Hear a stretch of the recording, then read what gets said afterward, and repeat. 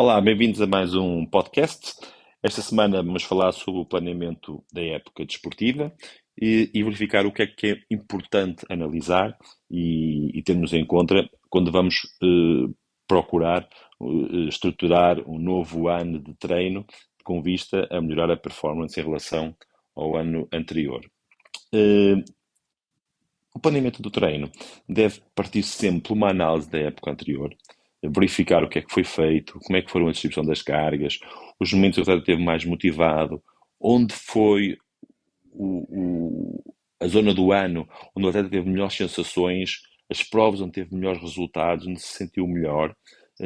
os momentos em que ele cumpriu com mais carga de treinos, onde houve mais densidade de treino, e se essa densidade de treino teve ou não relacionada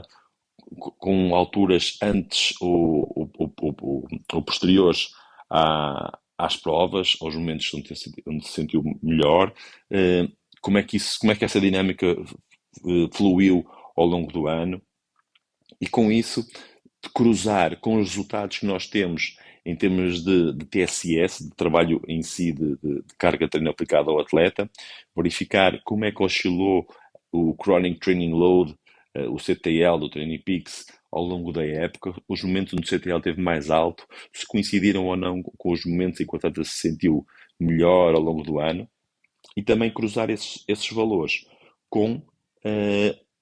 as avaliações de controle do treino realizadas pelo atleta ao longo do ano. É por isso que é muito importante não só ter um trabalho, um registro contínuo do trabalho realizado pelo atleta para sabermos como é que fluíram as cargas, como é que o atleta se sentiu, cruzar esses dados com as sensações e cruzar esses dados com as avaliações esportivas que foram feitas para verificar onde é que conseguimos uma melhor relação watch-kilo ao limiar anaeróbio, de força máxima, e com isso podemos ter ilações mais certas do que é que foi feito na época e onde é que podemos melhorar na época seguinte. E assim, e vamos imaginar que o atleta, no melhor momento da época, teve um CTL de 85, um Chronic Training Load, um valor que nos é dado pelo Training Peaks e que conjuga o trabalho, a carga de treino assimilada pelo atleta nos últimos 45 dias, ou seja, o atleta começa a treinar e o acumular de carga ao longo de 45 dias vai traduzir um valor de determinado CTL.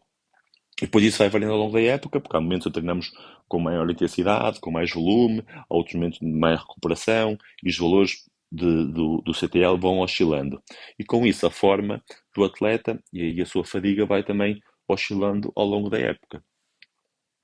E então, vamos supor que então, no melhor momento da época, apesar do atleta ter tido outros momentos com o CTL superior,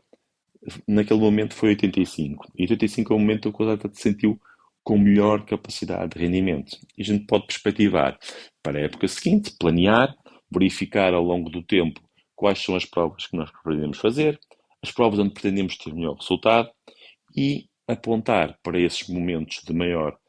ênfase de performance para termos um CTL superior. Normalmente um CTL superior vai traduzir o quê? Uma maior densidade de treino, maior carga de treino, o maior impacto do treino no atleta e conjugar que quando a gente, ou melhor, quando esse planeamento é feito para chegar lá com esse CTL, vamos chegar lá a essa prova através de um processo contínuo e gradual, com momentos de recuperação, que vai provocar alterações no atleta para que ele vá assimilando as cargas e vá construindo essa forma, esse CTL ao longo do tempo, e que chegue a esse momento com menos fadiga do que no CTL anterior, do 85 do ano anterior. E nesse ano que agora vai começar, podemos perspectivar pelo CTL, em vez de 85, de 92, vamos supor, 7 valores acima, e podemos chegar lá com uma fadiga inferior à do ano passado, com 85, e com uma forma ainda superior. Ou seja, vamos ter lá um momento com maior capacidade de rendimento, que se traduzirá também numa maior relação watch skill do atleta ao FTP. E então, temos que partir sempre de verificar como é que oscilaram as sensações do atleta na época que acabou, onde o atleta se sentiu mais motivado, onde se sentiu com a melhor capacidade de rendimento, onde as provas tiveram mais onde nas provas onde o atleta teve melhor capacidade de rendimento, de capacidade física, eh, filtrar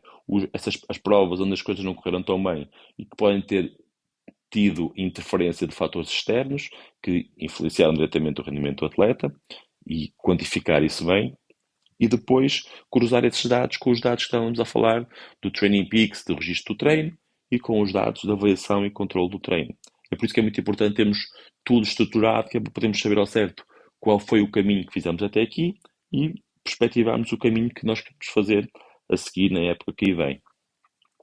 Quando fazemos os cursos de formação, fala-se muito dos mesociclos, dos macrociclos, como é estruturar a época, e isto não é nada mais, nada menos do que isso. Só que hoje em dia, com as ferramentas que nós temos, e eu falo muito do Training Peaks, porque trabalhamos com essa plataforma já há vários anos, mas existem outras que fazem o trabalho praticamente idêntico, e nós próprios tínhamos plataformas nossas que desenvolvemos já para isso, já há vários anos, ainda não havia o Training Peaks. Por isso, vamos pegar em todos esses dados, vamos perspectivar a época seguinte e ao colocar lá os dados, nós vamos já planear então esse CTL que nós queremos novo na época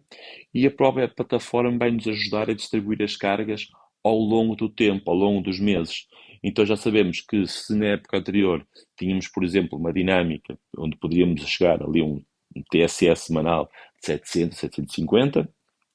podemos agora nesta época andar com valores ligeiramente superiores em alguns momentos da época para conseguirmos então chegar a um valor de forma do atleta superior ao ano transato. Isto é muito importante porque, apesar de ser um processo que carece de conhecimento, de formação por parte do treinador e de compromisso por parte do atleta, como é óbvio, é um processo que está muito facilitado hoje em dia, que a maior parte dos treinadores já faz, como é óbvio, com bastante rigor e com bastante qualidade, porque as ferramentas também assim o ajudam, não é? E com isso consegue-se mais facilmente, e para aqueles atletas que são realmente mais dedicados ao treino, alcançar melhores performances de época para época. Eh, Mesmo quando nós perspectivamos um CTL superior na época que estamos agora a começar, devemos ao mesmo tempo ir averiguando como é que o atleta vai reagindo às cargas de treino para verificar, por exemplo, se um aumento de 7 não foi demasiado ambicioso em relação à época anterior e se devemos reformular esse objetivo e procurar um valor ligeiramente mais abaixo. Ou seja, verificamos se não estamos a ser demasiado ambiciosos e o atleta poderá não conseguir suportar um aumento de carga que pode não ser muito significativo, mas para ele, para a estrutura dele, pode ele não estar ainda preparado para isso ou pode mesmo já não estar preparado para isso. E quando assim é, também não quer dizer que não consigamos melhores performances nessa época. Agora, há outras formas de conseguir chegar lá. Imagina que nós estávamos com um TSE, um CTL de 85 na época, não é? E que na próxima queremos melhorar um bocado. Podemos, em vez de perspectivar um aumento de 7 nesse valor, um aumento de 3, 4,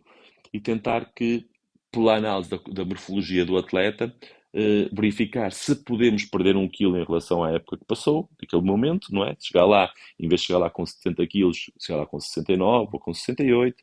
ou se por outro lado podemos melhorar a eficiência da pedalada, e a eficiência não é se o atleta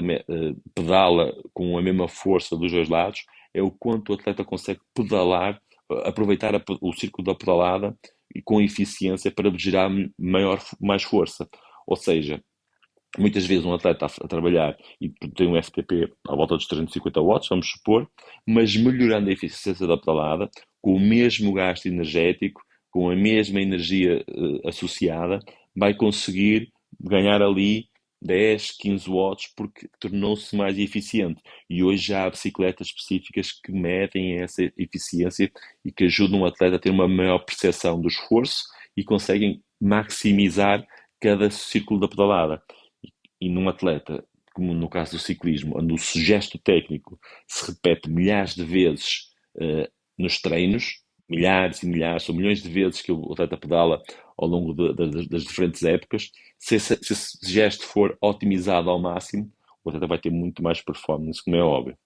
E por outro lado, verificar o trabalho de força. O atleta pode precisar, para a estrutura corporal que tem, de melhorar um bocadinho o trabalho de força, trabalhar com um pouco mais de carga para conseguir gerar mais watts.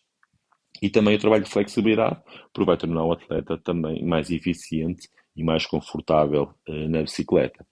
Espero que este apanhado todo vos tenha ajudado a refletir um pouco sobre o trabalho que foi feito e que vocês agora poderão fazer na nova época. Espero que tenham gostado,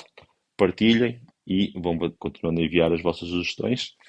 Encontramos um novo podcast na próxima semana. Obrigado.